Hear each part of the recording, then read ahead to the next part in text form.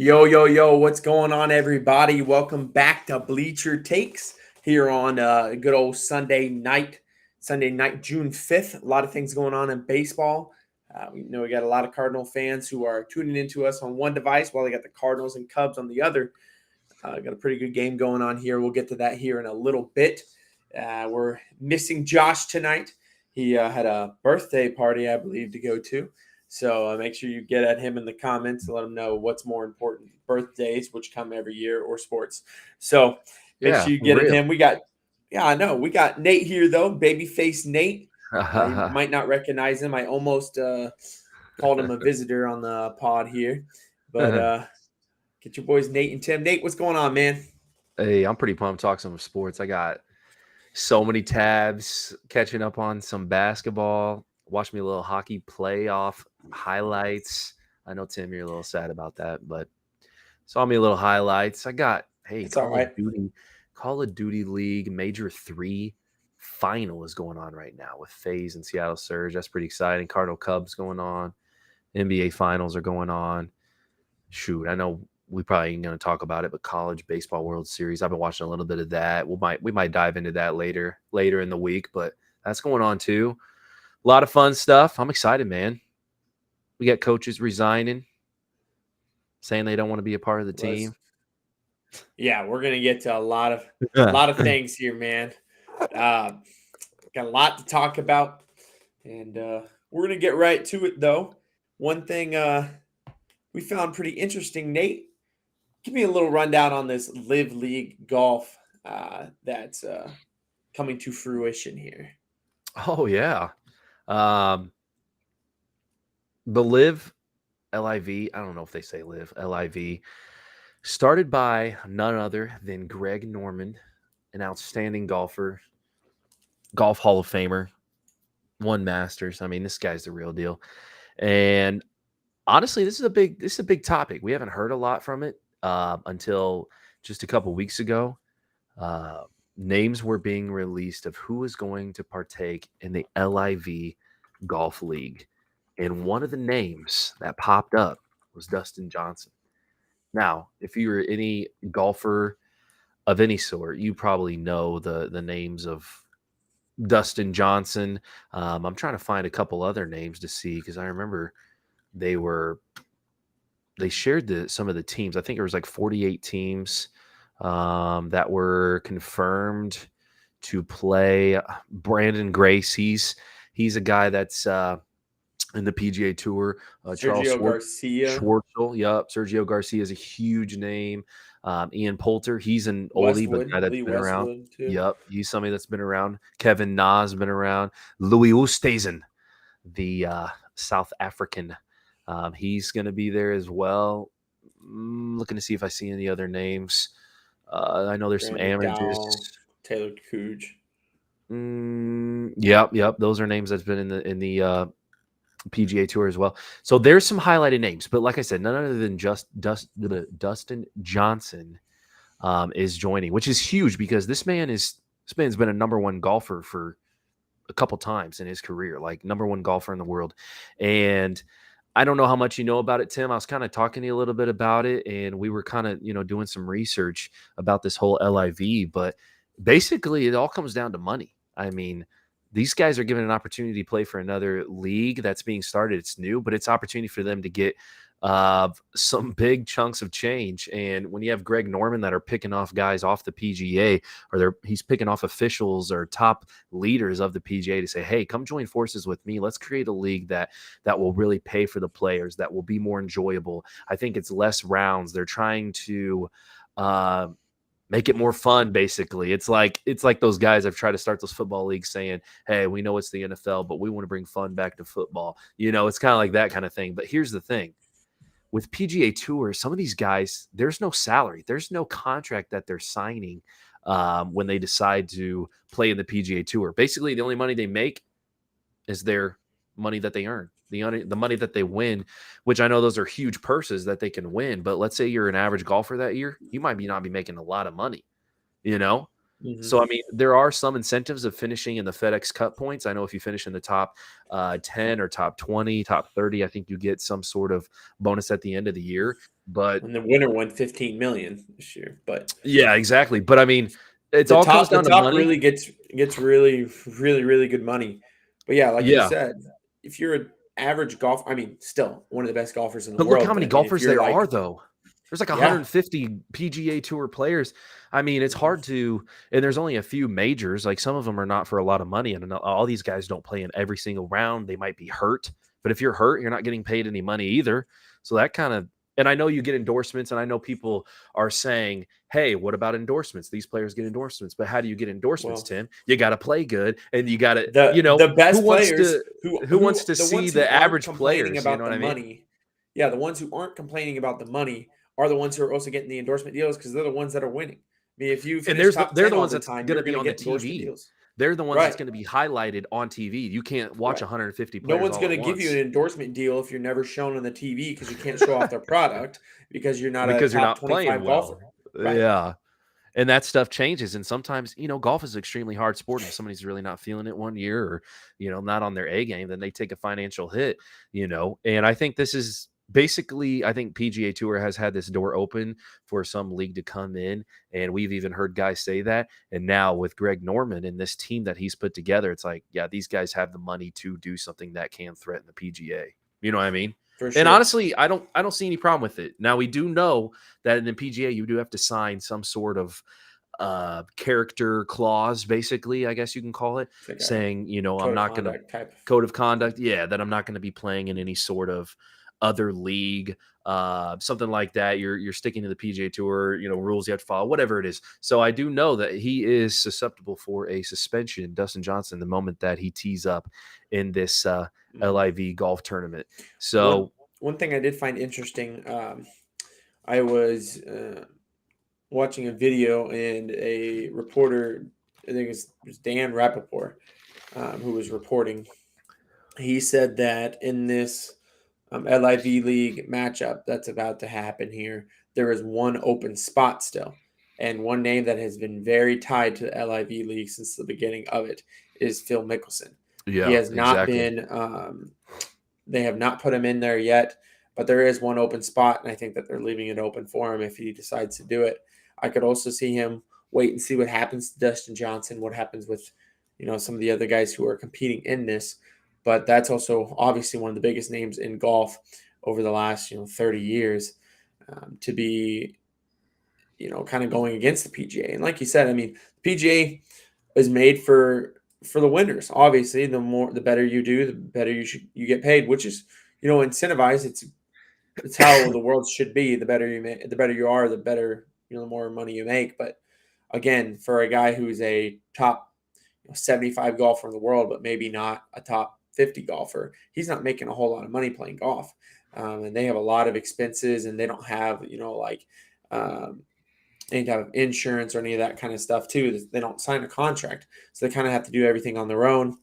So a league like this that Yeah. comes in and has the financial backing that LIV League has, it's got that Saudi Arabia money backing to it. Basically, they have unlimited amount of money. And I've heard that the LIV League is also a league that doesn't care about a profit.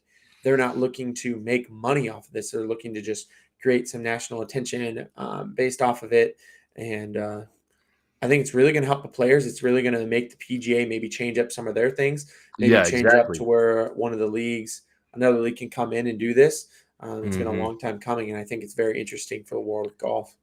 And things that they're changing too, like rule changes. If you look at basically like how it works, their format, they're having 48 player, having a smaller field, so they want more action. But also, if you watch golf, you know that there's 4 rounds.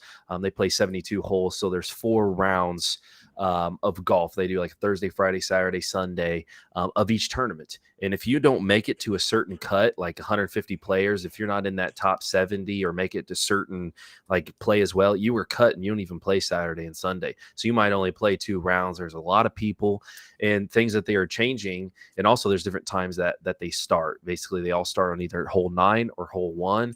and they kind of go through a whole time period. But this is going to bring 54 holes, which is 3 rounds of tournament play.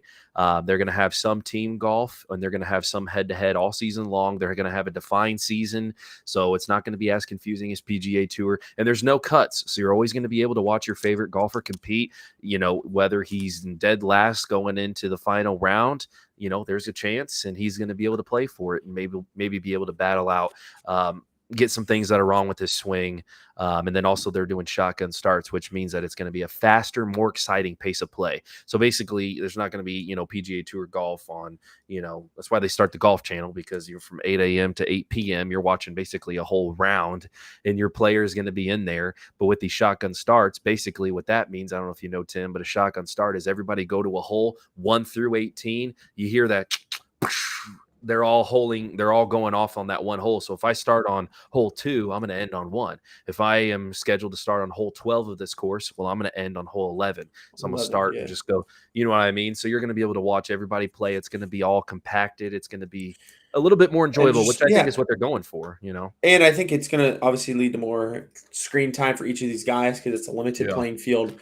And that also leads to more endorsements for these guys. So if you're a player in the PGA, even if you're a top player, I mean, I heard that the LIV League is, really going to pay big for Dustin Johnson to be on this.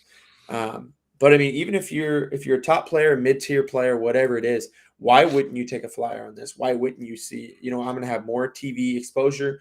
I'm going to, be able to win money, even if I'm not, a top 30 finisher, any of that. Like, I think it's really good for the sport. It's going to challenge the PGA. And I think it's something to definitely keep our eye on to see what happens with Dustin Johnson. And first tournaments this week. Yep, and see if Phil Mickelson shows up and makes his way onto the course. But pretty interesting there. I do want to – we got a lot of stuff we're going to go over tonight. I do want to move on to the MLB. You guys know that I love MLB, and Nate loves him a little baseball too. 6 straight for the Yanks. Walk off. Yeah, we're going to get to the Yankees. All right, we're going to get to the Yankees. I mean, they're playing the Tigers. But we might as well. Hey, no. We might as well become a Yankees podcast, let me tell you. But I do want to talk about someone that the Yankees laid to waste on, I believe it was Tuesday, Wednesday, Thursday. Yeah, Tuesday, Wednesday. No, I think they played Tuesday and then 2 on Thursday. I could be wrong. The Los Angeles Angels of Anaheim. Josh's World Series pick. Have you been looking at these guys? I've been seeing a lot of L's on their calendar. That's for sure. They've been absolutely horrible. The Angels, who we were talking about 2 weeks ago, being one of the teams that we were most excited to watch, a team that was challenging the Astros in the AL Central, or the AL West. Just challenging them for the division. These Angels have now lost 11 games straight, including today. And they look pretty awful on all facets of the ball. And their guys are out there. It's not like they're missing a bunch of key guys. Mike Trout has been he's been abysmal during this run. He is 0 for his last 26. It means he has got 0 hits in his last 26 at-bats. And during their losing streak, he has 2 hits in 42 at-bats. He is, oh Lord, in the biggest hitting drought of his career. I don't really know what else to say. I mean, Mike Trout's obviously the best player of the last 10 years. I don't think there's any doubt in that. But this guy, man, he's lost. The Yankees made him look pretty foolish in their series. They kept him 0 for in that series. He's not looking good at the plate. The Angels are really suffering due to his lack of offense, his lack of being able to play. And you need him. It's just, yeah. He's the you're best an player on your team for a reason. 11-game losing streak, you need your top players to show up. Yeah, no doubt. And today they were tied 6-6 after the 8th inning. They were actually up 6-2 going into the 8th, or going to the bottom of the 8th. And Bryce Harper hit a grand salami to tie it 6-all. Good Then lord. the Angels score in the top of the ninth to make it 7-6. They go to the bottom of the ninth inning, and Racel Iglesias was pitching, which he came in to pitch in the ninth or in the eighth as well. He came in and gave up the home run to Harper. He got Castellanos to fly out. He came back out bottom of the ninth and gives up a single, and then gets 2 outs. And then Gregorius singled, and with 2 outs, 2 on, bottom of the ninth to end their losing streak. He throws a meatball to I Stott saw that. I saw on that. their number 9 hitter, Bryson Stott, on the Phillies. This guy has 1 home run on the year. And actually, no, Can't that was make this number stuff 2. up. Number 2. Yeah. And he just, yeah, it's just been horrible. I gave up a He gave 3-run up bomb. 7 Yeah. runs in the last 2 innings. 4 in the 8th and Mm-hmm. not 3 in the ninth. My. Yeah. Yeah. Yeah. Iglesias just Can't be doing looked that for really sure. bad. They look really bad right now. Like we said, I talked about the Phillies, how they were dead. They came in and swept the Angels because as dead as the Phillies look, the Angels look even worse. So Yeah, if Phillies are you're a going in it. if you're a fan of the They're gonna get a Angels, manager man, now. oof. So. Yeah, I mean the Phillies, they looked good during this series, but again, they're playing the Angels, who look absolutely awful. The Phillies just their problem is their defense, and they don't really have a lot they can do about it unless they want to trade a bunch of guys. Yeah. So I thought it was going to be a bad defense coming into the year, and now it's historically bad. But those Angels, man, they're so bad right now, so bad. And they got such a good lineup, such a good starting pitching rotation. The Yankees, they made them look dumb, and the Phillies, man, they jumped all over them too. We had a couple other big series happen. The Twins visited the Toronto Blue Jays, and 2 the hot Twins went teams. in there. Yeah, and I was very happy with this result. The Twins took 2 of 3 from the Blue Jays. They won game 1 9-3, and lost game 2 3-12, and then won today 8-6. Twins, they roughed up Kevin Gausman. Kevin Gausman has looked very good this year, but the Twins got to him 3.2 innings pitched. He gave up 9 hits. I mean, that's pretty horrible. You're not going to win any games giving up 9 hits in 3 2/3 innings. He gave up 3 earned runs. There was a big error in there. He gave up 5 runs, only 3 earned. But the Twins just, they knocked him around. They knocked around the Blue Jays, and they won that game, took the series, which is good to see as a Yankees fan, obviously. Want to see all of our AL East foes continue to fall. Just battle each other all season yeah. long. Yeah, and if we can A lot just of take top care of teams them there, though. ourselves, we'll be good. There you go. Yeah. You got nothing to worry But about. yeah, for sure. The Yankees don't know how to lose, so I think we'll be okay. Just got to keep it going, man. I wish Josh was on here because his Padres took 3 of 4 from the Padres. Brewers, And I love to which see this is that. good. This is good for Cardinals fans. Oh, The Cardinals fans have not really been able to capitalize on this. They're playing the Cubs, and we'll get to their series here in a minute. Hey, we're 1 game The back Brewers, right now. We win, we're half game back. Yeah, I mean the Brewers, they're on a little skid here. The Padres are obviously one of the best teams in the National League. They're only 2 games back from the Dodgers in the NL West, and the Dodgers, we obviously know how great they are. Padres took 3 of 4 today. Colton Wong had 2 home runs. But this game went into extras. Jake Cronenworth hit the go-ahead homer in the 10th inning. Dude, Top of I the love 10th, watching and Cronenworth. I'm not going to lie. Cronenworth, man, he can play. You talk about earlier before this stream started, you and I were talking about how tight Jordan Poole's shorts were. Have you ever seen Jake Cronenworth's baseball pants? I That guy have, wears them yeah. about 3 sizes too small. It's pretty hilarious, Dude's actually. a stud, though, man. But he's a stud, man. He played shortstop for a while. He can play second. He can play first. He can play third. He's played in the outfield. He's a baller, but the guy can hit. Go ahead, homer. They took 3 of 4. Big series for the Padres. Big series for Cardinal fans. And yeah, like you said, if they win tonight, they're going to be half game back. Which the Cardinals have Mets, doubled up. The Cardinals have doubled up the Brewers when it comes to run differential because they're only plus 26. But that's the thing about the Brewers. They got shut out twice against the Padres. Like the Brewers hitting can suffer at times. And like we said, even but from the day thing one, is, their pitching is nasty. yeah, and a lot of their games, dude, they only have to score one run Oh because yeah, when you got their like defense or three their aces you out you there. hey, you go Burns for 8 and give Hader the ball in the ninth. I mean, nobody's scoring a run there. Yeah, So exactly. it's just like literally Hader has not given up a run all year. Like, they're absolutely incredible to watch, obviously, but their hitting does suffer a little bit. They've got to continue to pitch, and when you face a team like the Padres, and you have to be able to match them punch for punch. It's just not a good recipe for success there. One of the most exciting series of this weekend, though, the Mets visited the Dodgers in a 4-game series. This series was split 2-2, so this was good for Padres fans as the Padres took 3 or 4 from the Brewers.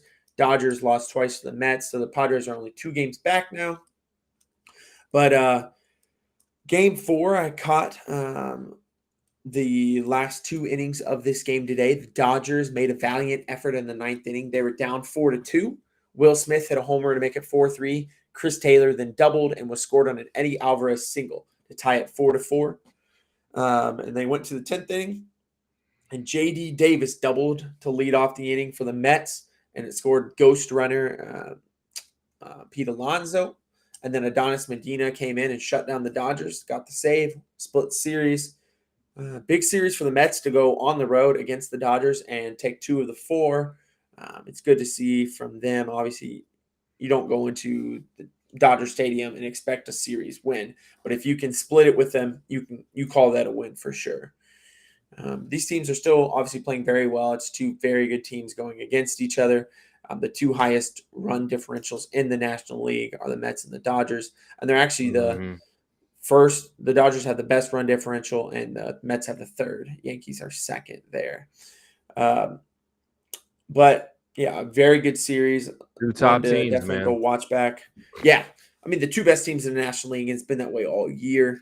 Yeah, Um, extremely good. it's insane. It's a good series to watch. The games are very competitive. But speaking of competitive, Little right now standings Sunday Night update. Baseball is on. Oh Well, yeah, well, we can't forget about the old Cardinals and the yeah, Cardinals Cubs on Sunday Night Baseball right now. This game I've been watching from basically the start of it. It's 2-2, top of the 8th.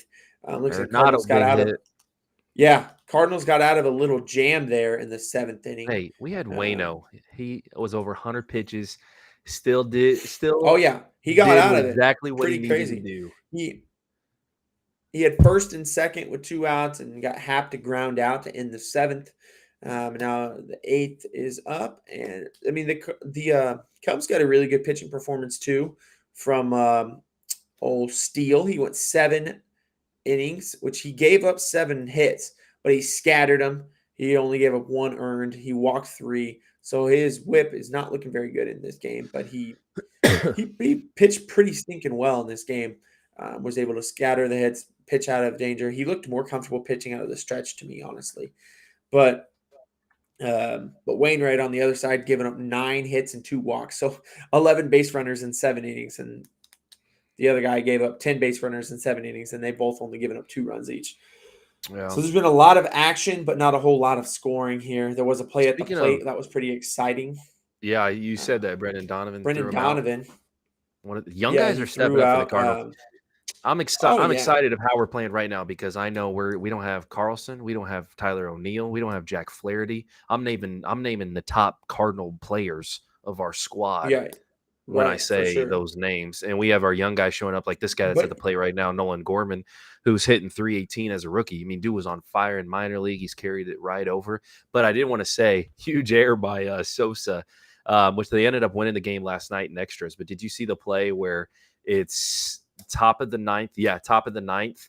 And there's runners on first and second, 2 outs. Arenado, or who was up at the plate? It was a lefty. I'm trying to think who it was, but he slapped it to opposite fields between third and second. Sosa was going to score easily. He rounded third. There was just a soft throw, and all of a sudden you see him turn around and run back to third. Dude didn't even hit the base. He ran to third and missed the base. And like halfway through, he must have realized like, I Oh did no, not see somebody that. He's like Wow. somebody saw it. So then it was bases loaded, 2 outs when they should have took the lead. Um, what was the score? I'm trying to remember. Was it 3-3? I don't remember what it was. It won like 7-3, I think, at the end. But top of the 10th, their guys showed up and we scored 4 runs. I think it was 3-3. It And then was we three won an three because I extras. think they won 7-4. I was listening to 7-4. the Yeah. Yep. Cubs Cardinal game. Yeah. Yeah. So It I was thought it was hilarious though how he missed the very play. competitive series. Yeah, and it's insane though. You guys are playing a 5-game series against the Cubs right now. It was supposed to be a 4-game, and then you're making up a game that was canceled earlier in the year. Is that correct? Yeah, they're making up a game that was canceled. And here's the thing about the Cardinals and Cubs. Like everybody's like, hey, it's 2-2. I mean, we've won 7 out of our last 10 games. Cardinals swept the Padres. So I mean, we're feeling good. If we could win this game, I think it would be a huge win. I know that people probably expected more, but as a Yankee fan, when you play the Red Sox, like records go out the window. Like it's Right. Yankees, Red Sox. It's going to be competitive. More fans are coming in. Crowd's going to be 50-50. You're not going to Like go in and sweep them like, yeah. yeah. So I mean, it's Cardinals Cubs. The records are out the window. Cubs are having a down year. They're rebuilding, obviously. And it's crazy. And I know we're going to get to the standings in the Central, but I don't know if you saw the Pirates have like a winning record against every team except they haven't won a game against the Brewers, and that's why they're below 500. So I mean, like I the saw Pirates that they've are taken not 5 bad. of 6 from the Dodgers this year. They have taken 5 from 6. That's what I'm saying. They're killing every other Didn't they? team. It's Yeah, like they they can't swept the figure Dodgers out the last week. Brewers. Yeah, Yeah. it's pretty insane. Yeah, Anyway, I back mean, to the Cardinals. I'm excited of what they're doing. Their young guys are showing up, and if we can take this game late, that'd be fantastic. But we'll see. well, yeah, you guys are going to have some decisions to make when those guys start to come back too. Because I mean, you think Donovan hasn't been up in the bigs for a super long time right now, but he's got a 870 OPS, over 300 batting average. The guy threw Killing. out Patrick Wisdom at the plate to keep this game 2-2. I mean, Juan Yepes, he's playing super well for you guys out in left field. Yep, and he's really a first baseman. Yeah, Nolan Gorman, man, has over 900 OPS, batting over 300. He came in and he pinch hit for Albert Pujols. Like, this is a real deal player, right? Dude hit a bomb at Wrigley. When the game where they scored 15 runs. What was that, Saturday? Was it yesterday or might have been Friday? No, it was yesterday on the doubleheader. No, it was Friday. It was Friday. It was Friday. It was the doubleheader, right? Mm-hmm. No, they didn't have a they had doubleheader Saturday. I just forgot that Wrigley they have a curfew on their neighborhood that they play in, so that's why they have all those Friday day games. That's right, I forgot about that. But yeah, Friday day game for Wrigley. But Nolan Gorman it was so deep, dude. Like it was in, how Wrigley they have their right field and center field like deep already, like cut out. Dude, he hit a moonshot. Like it was almost out of the stadium. It was insane. That's insane. Yeah, the Cubs Cardinals, I've been really tuning into some of these. I have been listening to a lot of the games while I've worked and stuff. Like you said, there have been some day games and stuff. But yeah, Cardinals Cubs, really fun series. One of the best rivalries in all of sports, not just baseball, but in all of sports. Yeah, I mean, you can't go wrong with either one of these teams. Having fun watching them. Oh, But no. we are going to do a little standings update here. I know you guys are probably getting tired of me saying this, but leading the American League East, the New York Yankees. I'm not tired. I had him picked. Hey, man, 39-15. They are. They undoubtedly have the best winning percentage and best record of baseball right now. They're the only team with 39 wins. Second best is Mets with 37, but they have 19 losses. The Yankees only have 15 losses. The Yankees are on a 6-game winning streak. They have back-to-back sweeps of the Angels and the Tigers, had a 6-0 homestand, played very well in that. And I don't know if you've seen, but the Yankees starting pitching has been absolutely insane. They have the best ERA in baseball right now. Let me just go ahead and read you a couple stats here just because I'm getting very excited just thinking about them. Let's see. Stats, pitching. Okay. Here we go. Earned run average. Nestor Cortez Jr. is probably in line to start the All-Star game this year, which is He's got to be, right? Considering that coming into the year, he was our fifth. He was slotted as our fifth starter. Dude had a great year last year, though, too. It's just the Yankees are deep. Oh, yeah, for sure. Oh, and we knew, and Yankees fans knew he was really good and knew that he had the stuff to be this nasty. But as far as MLB goes, nobody really knew this about him. But in 60 innings, he's only given up 38 hits. So he just doesn't give up hits. He's got 14 walks. He's got 68 strikeouts in 60 innings. He's pretty nasty, but he's got an earned run average of 1.50 with a 0.87 whip. This guy is disgusting. Anything below one's awesome, man. He continues to just be incredible, which a starting pitcher with a ERA in the 3s is considered like top notch. So he's got a 1.5. Exactly. Jameson Taillon has a 2.30 ERA with a 0.90 whip. And he's got he took a no-hitter nasty numbers too. Inning this week. We had back-to-back guys take no-hitters into the 7th. Him and Cole. Cole obviously doing Cole things at 2.78 ERA. Luis Severino 2.95, and Jordan Montgomery, who would probably have the best ERA on 20 teams in the league, has the worst ERA ever starting pitchers with 3.02. He's literally, he's got 59 and 2/3 innings pitched. If he had 60 innings pitched with these numbers, we'd have all of our starting pitchers with under a 2 ERA or under in a 2 ERA or under. So they've been absolutely insane. They've been working. They've been busy. Three of them are probably all-star clocking players. in. Cortez, Taillon, and Cole are probably going to make the all-star team. Luis Severino could really push his way into that as well. A couple injuries, though, I feel like I've heard. I'm sorry? Haven't the Yankees had a few injuries, too? I just heard recently. We have. On our pitching staff, in our relievers, we have. Our starting pitchers, knock on some wood here, but they've been very healthy. They've looked very good. But, yeah, Chad Green's out for the year. He has to have Tommy John surgery. They shut down Aroldis Chapman. They always kind of do that with him. I believe they said it was something to do with this quad or something. I could be wrong, but I think they made that up. Usually when he starts to be a little bit erratic and starts giving up runs, they shut him down for a little while and then bring him back, revamp him up. And Jonathan Weisga, he's been hurt as well, but he's supposed to be coming back soon. But he was a big-time player for us last year. So, the Yankees are looking very good. You knew that I was going to get into these stats, though. But they're in one of the most competitive divisions, definitely in the American League for sure. There's 3 teams in there with a winning record. And the Boston Red Sox have a 500 record. So 4 teams at 500 or better, and the Yankees have a 7.5 game lead in the division. And it's incredible. Just looking at their numbers across the board, there's not a whole lot you can say. They have a plus 102 run differential, so they've outscored their opponents by 102 runs, which is second best in baseball to the Dodgers. It's pretty insane. But the Twins, though.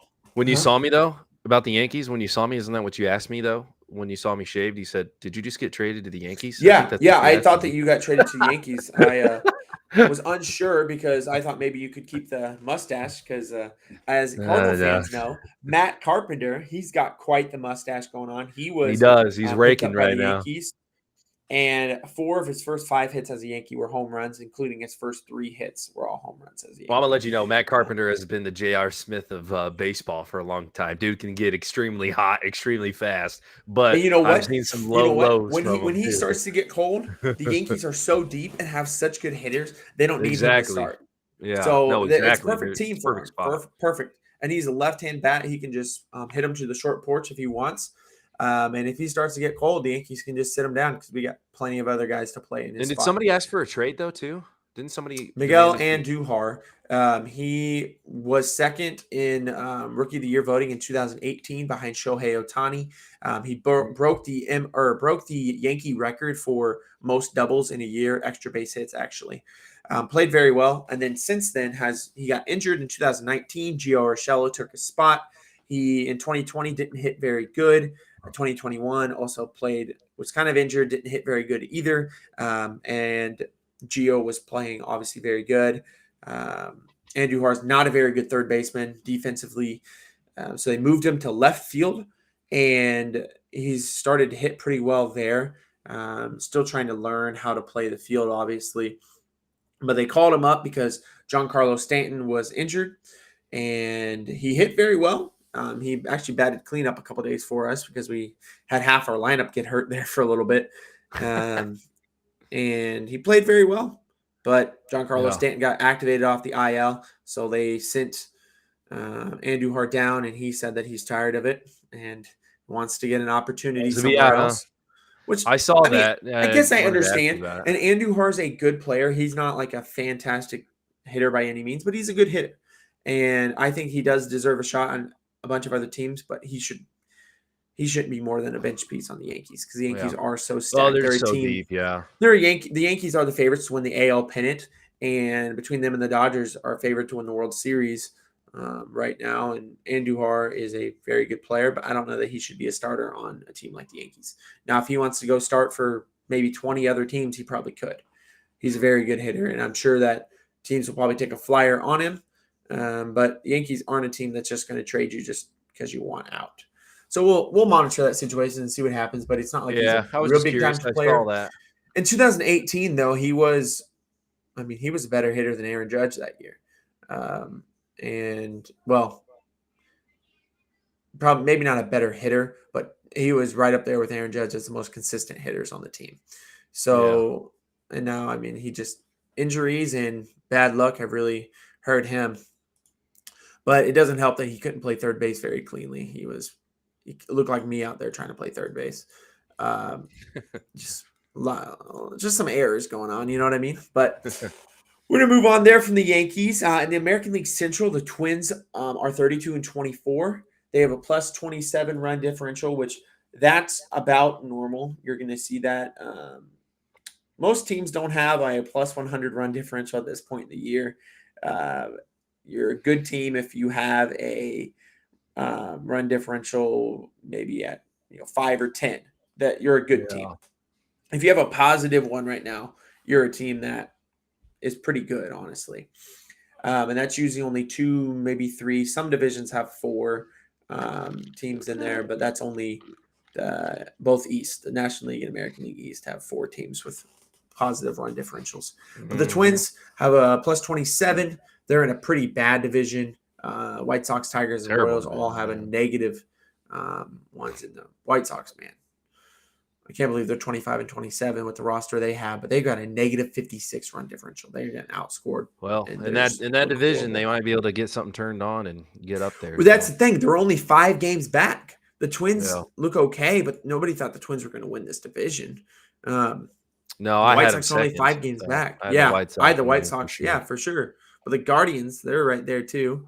And in the West, the Astros are starting to run away with things. They're 35-19, have a plus 48 run differential after the last 11 games. Yeah, and it's not that. The Astros are have won 7 of their last 10 games. They're playing very well, but they've also been helped out by the fact that the Angels, which we've already talked about, have lost 11 straight games, have now fallen below 500 or 27-28 on the year, and just look atrocious and don't look like there's any end in sight there. Yeah. Moving on to the National League, though. The Mets are still winning the East. They are 37-19, 8.5 games ahead of the Braves. The Braves have started turning on here lately, have won 5 straight games. But they're going to have to do a lot to catch the Mets.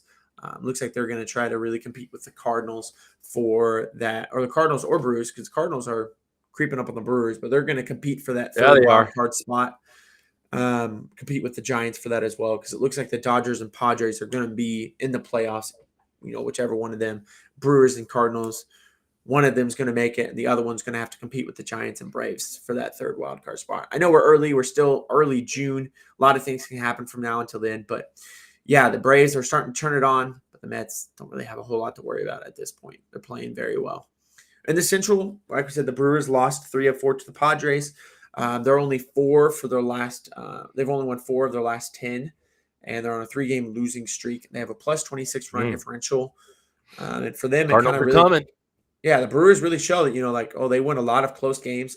I don't have their stats here, but I wonder what their record is in 1-run games. I'm sure it's pretty good. But it's just because their pitching can really shut down. Yeah, their pitching's nasty. They got the disgusting. Top pitching for sure. But if you can hit their pitching, man, if you can score 3-4 runs, that's a good recipe for success. They got some injuries, though. I saw, Fastball Freddy. He's injured, and they had somebody else. I don't think it was Lauer, but somebody else was going hurt as well. It was either Woodruff, I think. Woodruff Yeah, was I hurt. think it was So Woodruff. Yeah, we'll Lauer see how started deep they today, can I get, think. and if they need to rely on their hitting and Rowdy Tellez, we'll see how far that'll get them. But I don't think it's going to take them very far. I think the Cardinals can win this division. I know it's going to be tough, and a lot of people said the Brewers. I think the Cardinals are going to make the playoffs regardless, and the Brewers will make it regardless, whether it's wild card or not, especially with the expanded playoffs. But I think the Cardinals can win this division, especially when we get Flaherty back. He's starting to throw some. Waino's 2.5 ERA. Like, he's just always putting up quality starts for us. Hudson, Michaelis, we got some guys that are really pitching extremely well. Not Yankee good, but I mean, they're pitching well for sure. I mean, you can't. Nobody's pitching Yankee well right now, but the Cardinals, the Cardinals are looking pretty good, and now's the time to pounce on the Brewers. They have not been this close in weeks to the Brewers, and they've really battled back. They are losing 3-2 on Sunday Night Baseball right now. The Cubs did just score a Yeah, they run just here took the lead. Yeah. off Cabrera. And so they're going to need to battle back in the top of the ninth to stay, get within half a game of the Brewers. But even if they lose today, it would be a disappointing series for the Cardinals, losing 3 of the 5. But still, being 1.5 games back from the Brewers is nothing to be afraid of. So, but in the West, talk about afraid. And the Dodgers, man, 35-19, 113 run differential. When they hit, man, they really, really hit. But they have lost 2 straight. They lost to the Mets, and they've won 5 of their last 10 games. So they're playing 500 ball their last 10. And so are the Padres, who are 2 games back from them. But the Padres are on a 3-game winning streak, and they're, like I said, 2 games back from the Dodgers. There's a lot to go on in that division there. The Giants are only 5.5 back, but I just don't think the Giants are as talented. And I didn't think they were last year either, but they really showed me. But the Giants are a very good team. I think the National League does have a very good top few teams that are going to be running at it. I think that we can all kind of agree that the teams are going to be running for it. Dodgers, Padres, Giants, Brewers, Cardinals, Mets, Braves. And I think everybody else is probably out of it at this point. The Phillies are trying to make a comeback. They won 4 straight. But they could be in a little wild card round if they can catch up to the Braves. We'll see what happens from here. But a lot of stuff going on in baseball. Make sure you keep tuning in on that as the standings start to heat up here, as playoff runs begin, and just keep looking at the box score. See if the Yankees ever lose again, because I'm not sure that they will. But another news, we got the NBA Finals here. They are in the third quarter of Game 2. Golden State is up 8 points, 62-54, with 8.5 to play. Steph Curry's got 20 points in this game. Jason Tatum's always play good in the third quarter, it seems like. Yeah. Third quarter always belongs to the Warriors. Like, I swear, just every time I see him play. It always belongs to the Warriors come out for sure. And Curry's playing good. In Game 1, they won the third quarter. But, man, they've got to own that fourth quarter.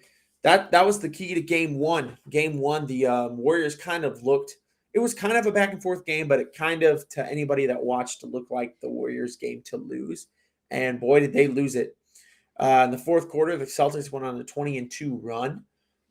I saw a stat the Celtics were the first team ever to trail by 10+ heading into the fourth and then win by 10+. Win by 10+. Yeah, I saw that. Yeah. They won the fourth quarter, though, 40-18. They really ran all over the Warriors in that. Tatum did shoot bad in this game, but he had 13 assists. The Warriors kept breaking down. They kept doubling or closing off the lane on him. So he just kicked it out, and Celtics had a whole bunch of wide open threes. I felt like every possession in the fourth quarter, Al Horford was open for a wide open 3, and he hit all of them. That's what it seemed like to me. He did. And it's just, a recipe for success for the Celtics, obviously. 7 straight threes to start that fourth quarter, the Celtics. Insane. Yeah, and Curry even said it looked like they were never going to miss again. Yeah. And Curry, man, he seemed unstoppable in the first half. Seems like every time he touched the ball, it went through the net. The guy, he's the best shooter in the history of basketball. But he disappeared in the second half, and they can't have that happen. They can't have that happen if they want to win this game here. And if they go down 2-0 heading to Boston, I don't like their chances, but Boston has also played better away than they have at home. So They have for I sure. would not call this series done if the Celtics were able to pull out this game. But it is a 10-point game right now. Nobody thought that the Celtics would win that game, especially after seeing No. like the stats of Tatum not scoring like their main guy. But I think it even shows how deep the Celtics were. You had big contributions from White and Horford and Smart and Brown, and like those guys can score at extremely fast rate, and they can score effectively. They can get to the bucket. They can initiate the offense. And basically, here's the thing: the plans, the plays, the setups that you had for Jason Tatum, shots weren't falling. Tatum knew that, and the coach basically said, "Okay, well, let's run him for Brown." Because Brown's hitting, Mm, you know what I mean? And when you can do that yeah. and have trust in another guy like Jaylen Brown, who can just get some buckets. I mean, even tonight, you look at the scoring. Basically, right now, it's a Brown and Tatum show. I mean, you're not getting much from Smart, and Horford has only taken – he's got 2 points. He's only taken 3 field goals. Yeah, the only But, guy with more than 2 points besides Tatum and Brown is White, and he's got 8. yeah, isn't that crazy? But, I mean, Yeah. the Celtics can go on a run. And watching it now, Horford just scored quick bucket. So, I mean, you just never know what's going to happen. But I'm telling you, I don't know. I still have the Celtics in 6, even after what I saw. I know that it took everything to fall right for them in the fourth quarter. But it did. I mean, But it really, really did. The Warriors played really bad defense in that fourth quarter. They just kept, breaking down and getting a guy open. I know that they were trying to clog lanes and stop Tatum and stop a few of the other guys. But man, you can't leave Al Horford open for that many threes, man. And Derek White just went down there and he hit some big threes. I remember one, he hit it right in Steph Curry's face and just looked like he was fearless. And, yeah, this is a team that people talked about. Celtics don't have a lot of playoff experience or a lot of finals experience. They have a lot of playoff experience, but not a lot of finals. And I think that was kind of overhyped. This team isn't a team that's really scared. I mean, they have a better winning percentage on the road than they do at home. Like they aren't afraid of hostile environments. They go out there and they play their game. Seems like they play better away from home, obviously. Uh, but they're not afraid of not but having any experience either. it's I just mean, they're ready to right. Yeah. I challenge. mean, Al They're the Horford's best a defense. 16-year vet or something like that. He's hungry for They a title for sure. And even their other guys, Tatum and Brown. I mean, you talked about them being young on the last podcast, but I mean, they've been in the league, 5 years. They've been to the playoffs almost every year. And they have that playoff experience. And Mhm. like I think Josh brought up the point, they played in some tough Eastern Conference finals and they lost, but those were like playing in the finals anyways. Because when you're playing against LeBron James and his Cavaliers, or you're playing against Giannis and his Bucks, I mean, that's just like playing Yeah. in the finals. Those guys are just as good as the team you're going to be playing in the finals, if not better. So obviously, it's they do have a lot of experience, maybe not finals experience, but a lot of playoff experience, and they're really showing it in this series. They're not really scared. Doesn't look like they're playing scared at all. One guy, No. though, I do think that the Warriors really need to get going is Klay Thompson. Klay Thompson, he played pretty poorly in this game. He had 15 points in game 1. Josh, for some reason, calls him a top 15 player. Not sure that he was a top 15 player in game 1. No. So He ain't playing very well. He's not playing very well tonight either. He's out there. Supposed to be Curry's running mate, supposed to be the second scoring option on this team. We can say so far by what we've he's already got seen. If 7 the points. Warriors win this series, it's going to be because of Curry. I mean, because of there's Curry, gonna and I be- think Wiggins has got to be more involved too. Yeah, he's taken 12 shots in this game. He's only hit 4 of them. He's got Yeah. 11 points, but he gets involved on the defensive side of the ball. He rebounds pretty well. He plays pretty physical.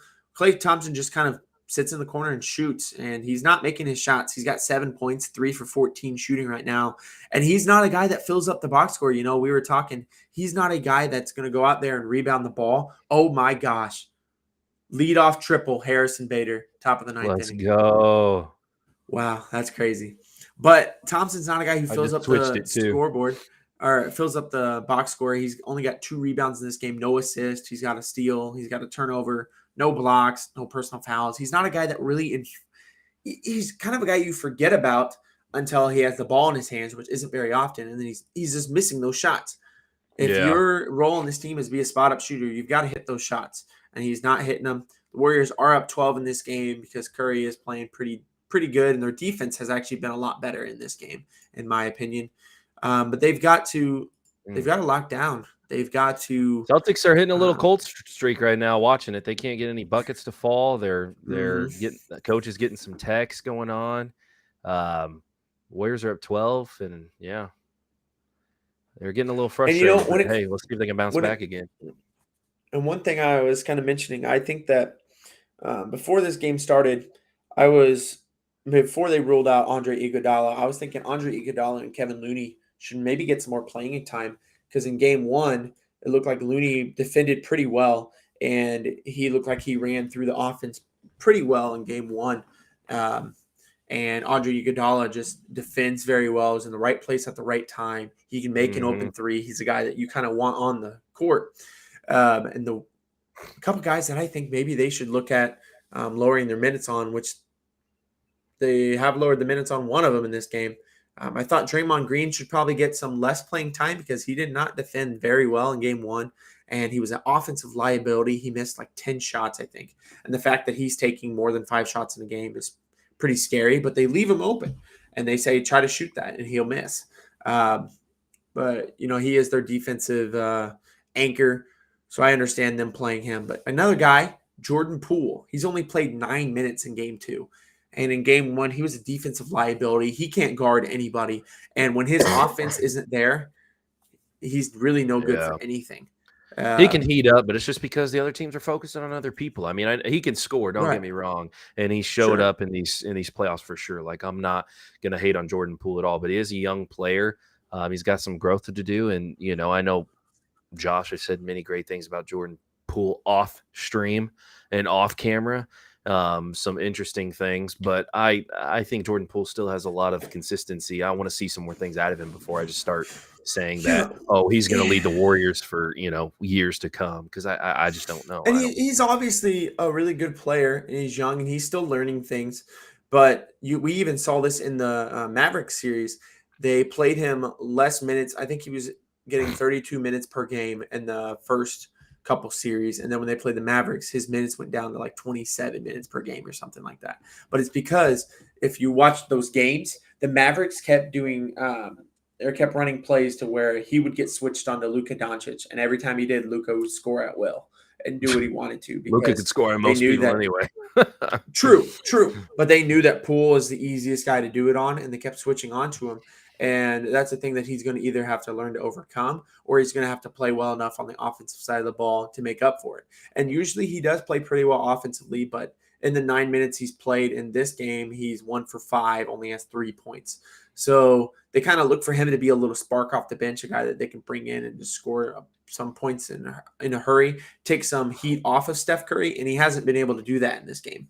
So someone you really need to keep your eye on and see who they play in place of him. I do like this lineup they're playing right now with Curry, Clay, Looney, Wiggins, and Green. They're getting Gary Payton some minutes out there as well, and he's a very good defender. He's kind of small, but he can defend pretty well. And I like his matchup in this series. The Celtics have some big guys who can defend, and some big guys who are just big body guy like Marcus Smart. He's a big guy, but Gary Payton, he can really defend, and he's a guy you really want out there. So a lot of big things happening in this series. Another thing I had noted too, the Celtics do kind of have their own death lineup. They ran it out in game 1, and they scored a lot of points doing it. They had Marcus Smart, Derek White, Brown, Tatum, and Horford out there to finish the game. And the Warriors are a team that if you can match them offensively, you can play kind of small against them, because they play kind of small too. They run Curry, Poole, Clay out there. I mean, those guys are all 6'6" or shorter. I mean, Clay might be 6'7", but he's not a guy who plays big anyway. So it's interesting to see how these teams match up. I think they match up very well. It's going to be one of the most interesting finals that we have seen in a long time. I think everybody was going to watch Tatum going into this game. Going into the second game, I think a lot of eyes were on Tatum, and to see how he would show up. He's 5 for 7 from 3. He's getting rebounds. He got 3 assists. He does have 4 turnovers. His plus minus is actually the worst out of anybody on the team right now. So that's not great. But I mean, the Celtics are a team defense, so hopefully they'll get it all under control. A big three by Grant Williams right now just made it a single-digit game, so that's good. And the Cardinals just tied it, so that's even better. Lars Nootbaar with a nice single too. Now I'm doing play-by-play for 3 different sports going on here, but a little play-by-play. After the Bader triple, Molina did pop up, and then Lars Nootbaar, has easily the best name in baseball, just hit a single. So it's a tie game, Timmy, in the top of the 9th. And like I was saying, though, I think everybody was saying, or a lot of eyes are going to be on Jason Tatum to see how well he would perform, because even you said, like, we want to see what Jason Tatum does. Like, they're the best version of the Celtics are when Tatum is good. And even though they won, like, I don't think that's a winning recipe if you're going to get that same Tatum next. You know what I'm saying? If you tell me that Tatum shoots 3 for 17, I'm going to tell you that the Celtics definitely lost. But they didn't. But everything went right for them. The defense kept getting broken down, and I don't know. It's just not a recipe for success right there. Curry was some nice defense right there on that possession. And I wanted to see what Marcus Smart. He's had a lot of ankle problems. He's not, and he's got 2 points, 1 for 6 from the field. Is that hurting his defensively? It looks like he's been able to kind of play some good minutes.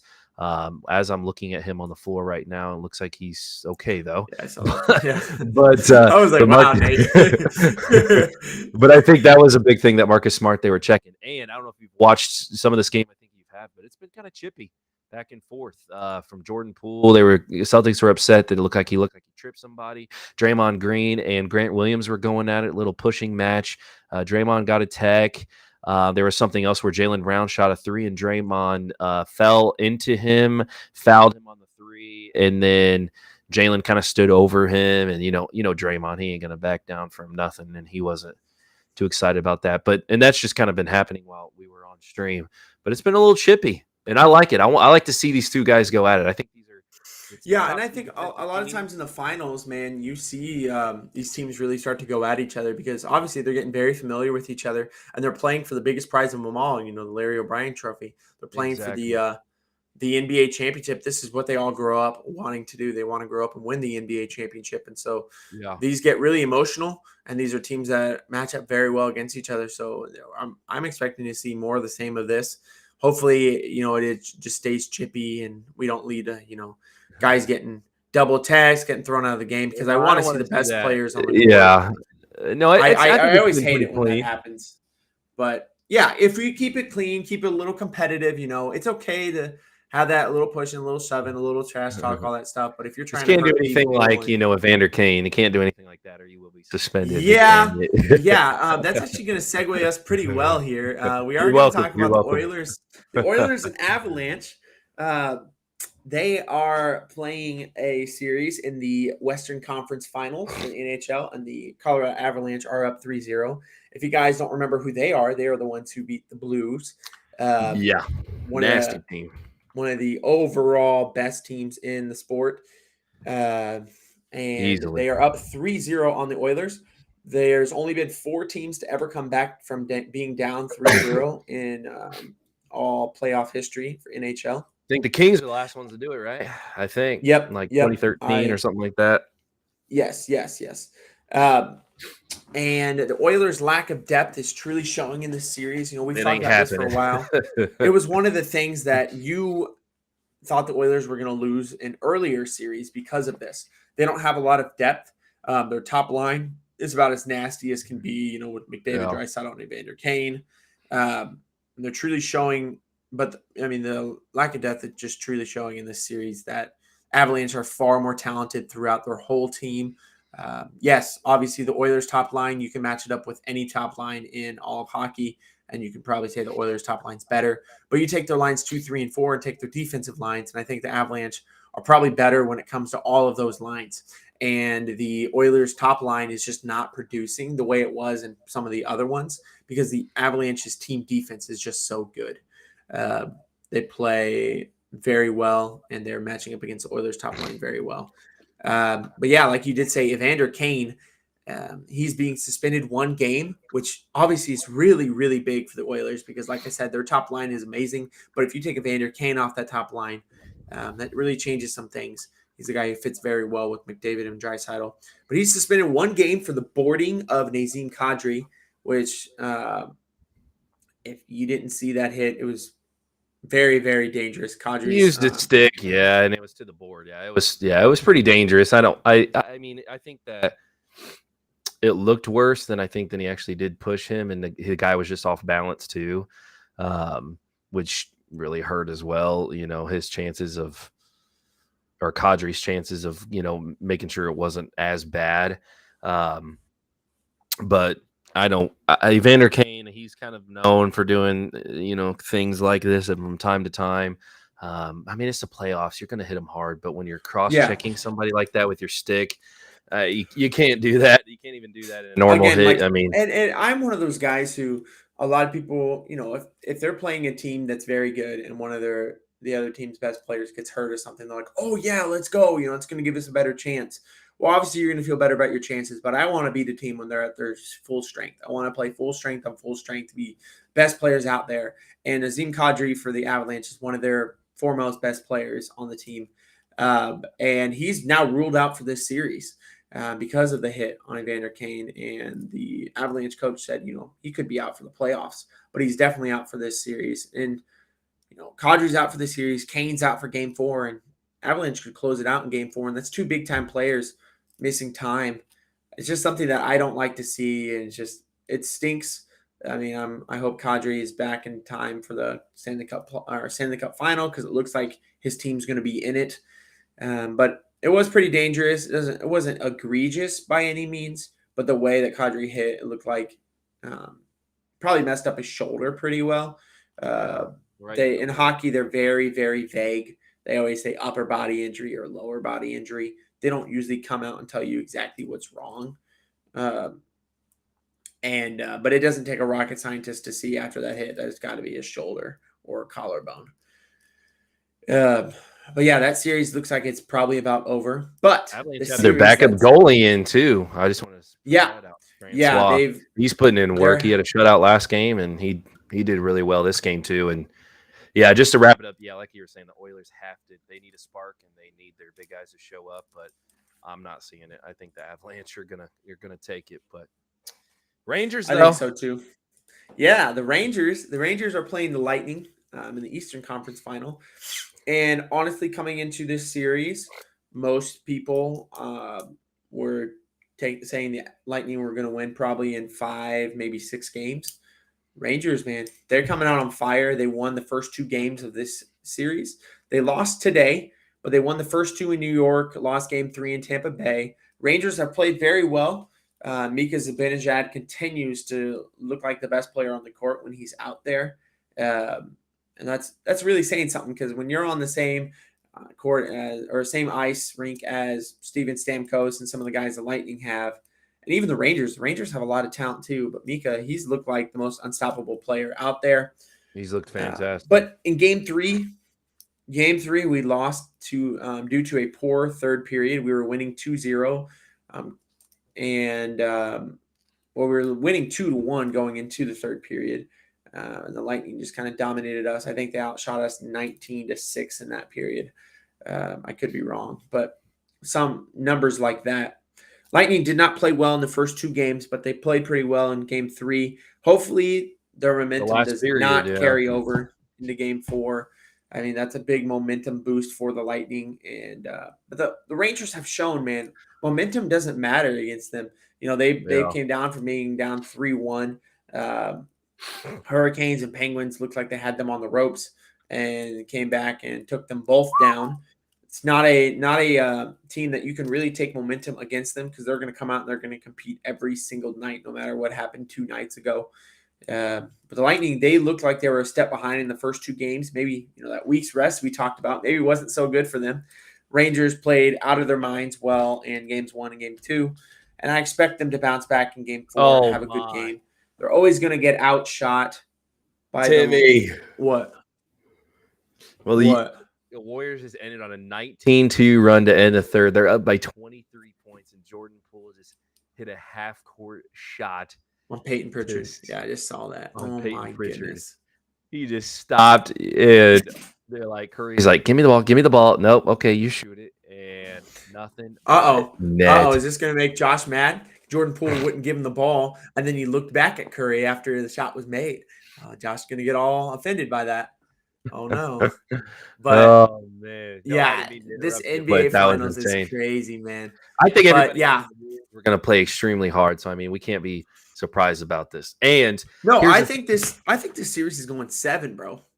Yeah, it could be. And I was going to say about the Rangers and Lightning, like you look at it 2-2. So the first two periods, you know, if you're a Rangers teammate, fan, whatever it is, that you're going to Tampa Bay, Lightning are literally going to throw every single thing that they can against you because they cannot go down 3-0 like the Oilers. You know what I mean?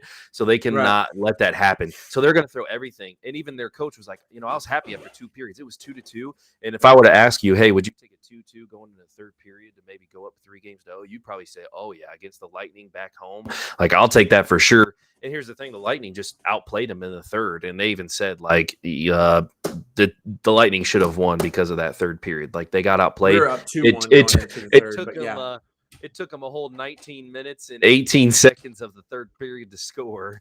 But hey, they got it done. And Well, no, we were up 2-1 going into the third. They scored with oh, it wasn't 2-2. I thought it was 2-2. They started in the third. Yeah, it was 2-1. They started the third period with a goal about like a minute or so into the third. But even still, yeah, you guys up 2-1 on a power play, Stamkos.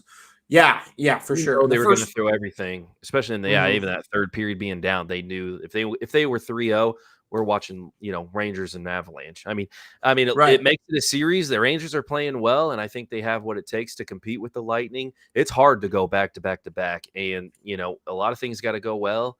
And the Lightning have had the best goalie of the playoffs, you know, almost in history with Vasilevsky. Well, there's a new man in town. His name's Igor Shesterkin. And he's ready to play, man.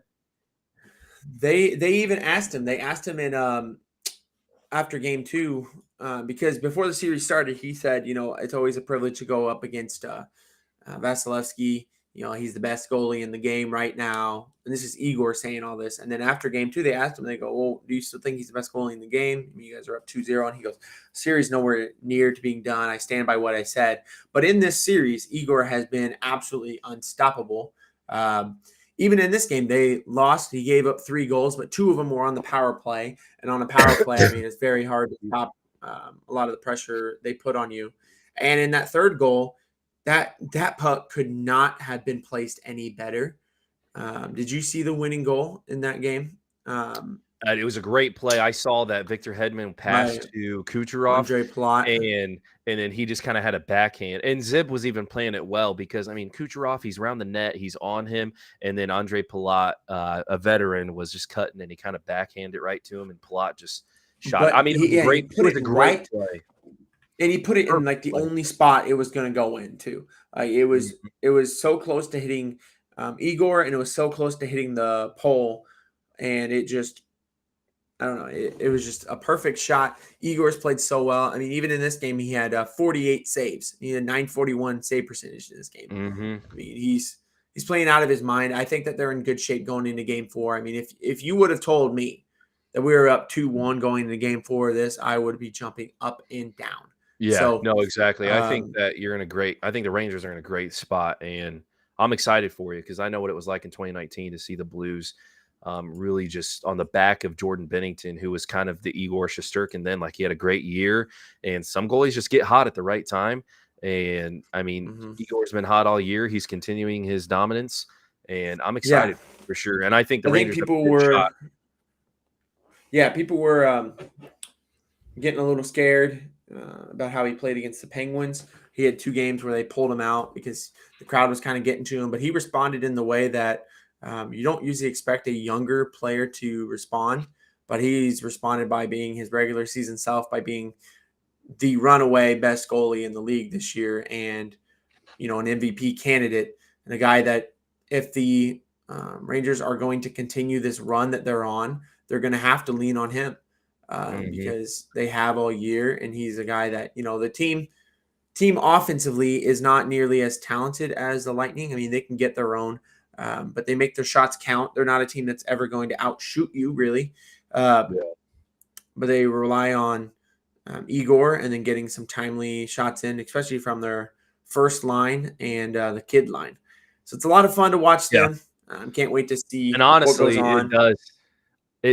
on. it does remind me of a little bit of 2019 Blues, because when we faced that Bruins that year, like, we were not expected to beat the Bruins. Like, the Bruins were an extremely good team, and we beat them in 6 games. And the Bruins had vets. They had, one of the top records. So, I mean, even if the Rangers and it is the Avalanche, you can say Avalanche are, probably the better team. But here's the thing. When you have a hot goalie, anything can happen. And like Bennington was hot. You have Shesterkin. So, I mean, I'm telling you, there's a chance. And I see a lot of similarities. So, I mean, I'm excited to see what the Rangers can do. And I think that there is a chance they can beat the Avalanche if they keep this up, for sure. For sure, yeah. The Lightning, yeah, they definitely can beat the Lightning, and it's crazy to see because, I mean, the Lightning are coming off a 4-0 series win against Panthers, and they looked unbeatable, and now they're just, they are in control. I mean, they're in the driver's seat of this series. Yeah, they just lost today, but they're in Tampa Bay. They won their 2 in New York. If they can take Game 4 to go up 3-1 going back to New York, oh man, the vibes are going to be really high on Bleacher Takes. I'll tell you that much right now. If we come on to stream and they won game 4, oh yeah, Timmy going to be a little bit excited. But yeah, a lot of good things going on. I do want to tell you a little bit Warriors update. The Warriors are up 93-64 in the fourth quarter. So they're cooking right now. So far, the Warriors scored 6 minutes in the first 75 seconds, and the Celtics did not score. So it's a 29-point game with 10:45 to go. I mean, the Celtics have to go on some crazy run to win this game. And even the fourth quarter that they won in Game 1, they only outscored them by 22, and they're down 29 right now. So I think this game's over. I think it's going to be tied up going to Boston.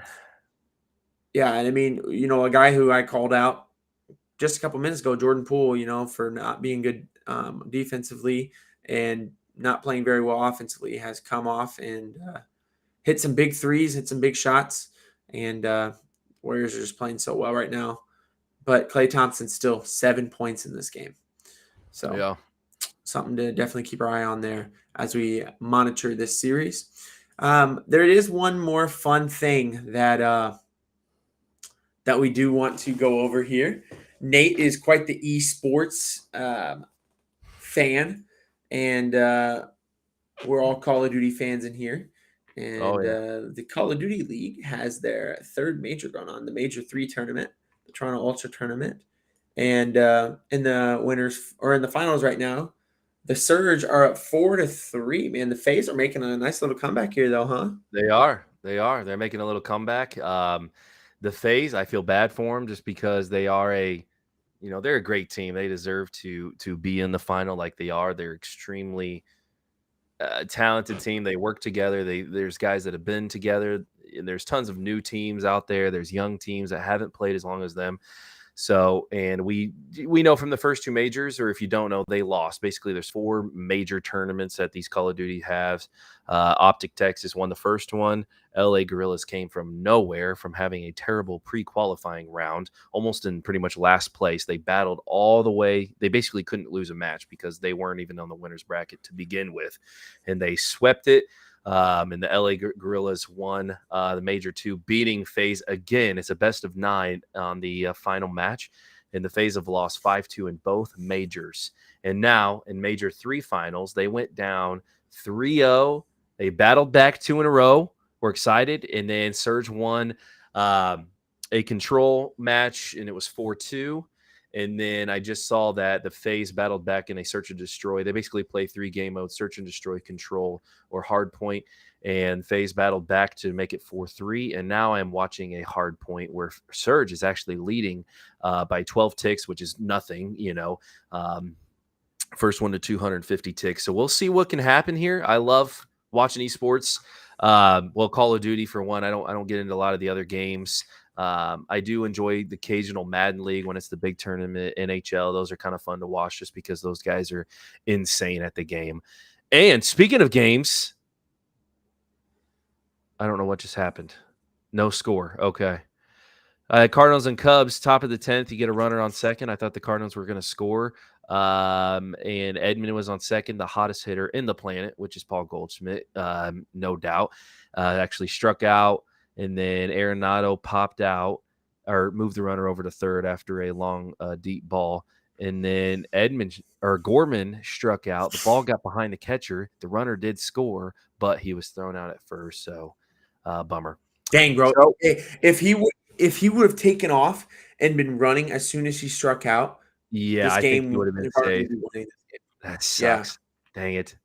Yeah, so the Cubs have a big chance at winning unless they shut it down. Ghost runner at second. Yeah. Who's coming in for the Cardinals? Probably Gallegos. I bet it's Gallegos. Yeah. And just like that, Yeah. Seattle Surge actually just won Major 3 championship, which means Atlanta FaZe has lost 3 out of the 4 major championships. They have lost them all, and they are champions right now. Current champions, Seattle Surge. Sib, Pred, Sib, Pred, Mac, and Accuracy. Wow. They're a great team. They're a young team. Pred and Sib are extremely well. Mac is somebody that hasn't been on that team for a while, but he is a great Call of Duty player as well. So, man, pretty cool. Surge are only the 6th team in the standings right now. They're only the CDL points, the points standing league. They're 10 wins and 10 losses. They're not a team that's super good, but they were really hot this weekend and came out and won. Yeah, I know they were extremely hot. Yeah. One other thing I do want to say before we go, we have made some jokes about Donovan Mitchell going to the Knicks, but Quinn Snyder left the Utah Jazz, departing as their coach after 8 seasons there as their second winningest coach of all time.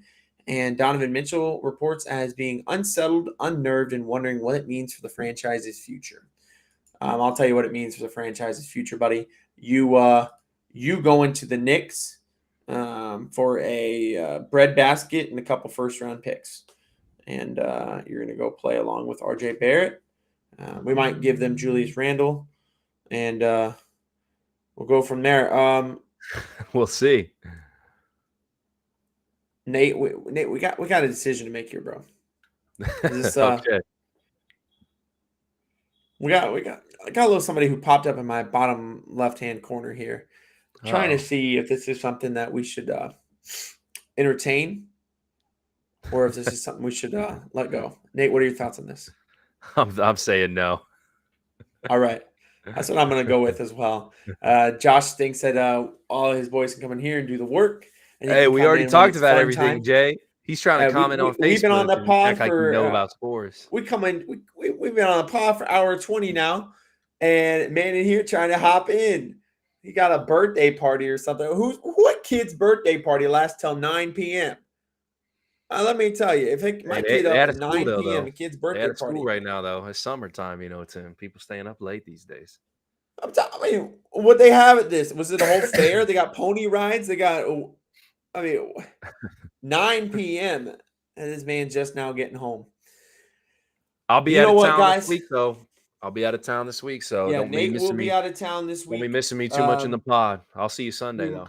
We might have a guest star in, and I will put a post out, but I believe our podcast will be moved from Wednesday to Thursday this week. We have a late softball game on Wednesday, and I don't think there's any way for us to get in the podcast. So Thursday night, we will be doing the podcast probably get the dub without 8:30 p.m.